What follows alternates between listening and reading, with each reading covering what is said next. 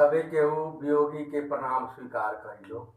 आज हम फिर रउआ लोग के बीच आइल बानी एगो नया विषय के साथ। आज के विषय है माई भाषा भोजपुरी। जैसन कि आज के समय में देखल जात बा, अपना बिहार के लोग रोजी रोटी खातिर जब दूसरा प्रदेश में जाता आ वहाँ कुछ दिन रहला के बाद अपन माई भाषा, अपन भोजपुरी भाषा के भुला जाता लोग। उनका भुला का जाता लोग, बस उनका बोले में शर्म लगता। जब अपना माई भाषा भुला जाता लोग या बोले में शर्म लागता, तो वो अपना माई बाबूजी के, अपना गांव जवार के कैसे याद करत हुई। ये एगो चिंता के विषय बनल बा। तो चली सबे यही संदर्भ में हम चार पंक्ति रउआ लोग खातिर ले आयल बानी। तो सुनी सबे माई भाषा भोजपुरी।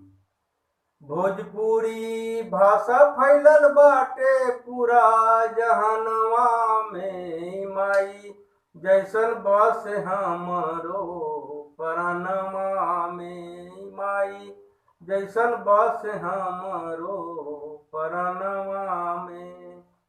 माई भाषा के बाटे महिमा अपार हो, भोजपुरी में बोले के सिखनी बाइन का से बड़ा प्यार हो। चाहब भोजपुरी भाषा मिले हर जन्मवा में, भोजपुरी फैलल बाटे पूरा जहानवा में, माई जैसन बस हमरो परनवा में।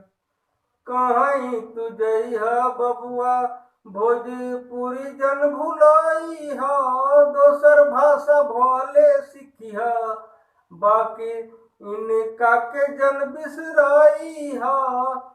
पहचाने इहे त करावे बिहार के ज्ञानवा के, भोजपुरी भाषा फैलल बाटे पूरा जहानवा में, माई जैसन बस हमारो परनवा में।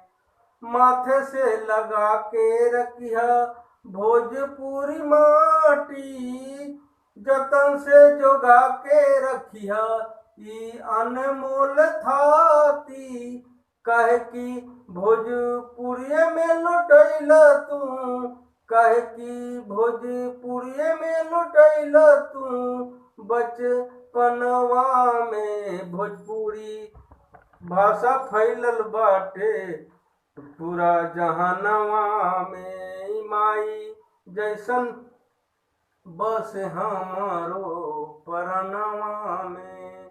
महेंद्र मिश्र पूर्वी रचलन कबीर जी दोहा, भिखारी बाबा बेमिसाल भोजपुरिया माने इनके लोहा। इज्जत तू करिह वियोगी, इज्जत तू करिह वियोगी, ऐसन अनमोल रतनवा के। भोजपुरी भाषा बाटे फैलल पूरा जहानवा में, माई जैसन बस हमारो परनवा में। 8वीं सूची में नाम जब भोजपुरी के लिखाई, तो भोजपुरी में होई स्कूल कॉलेज में पढ़ाई।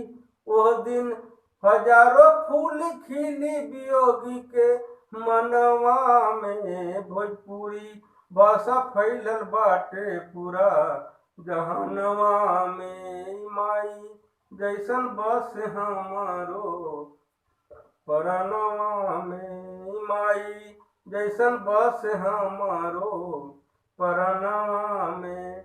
जब तक सृष्टि रही भोजपुरी रही, दिन रात इने कर माने खूब बारी।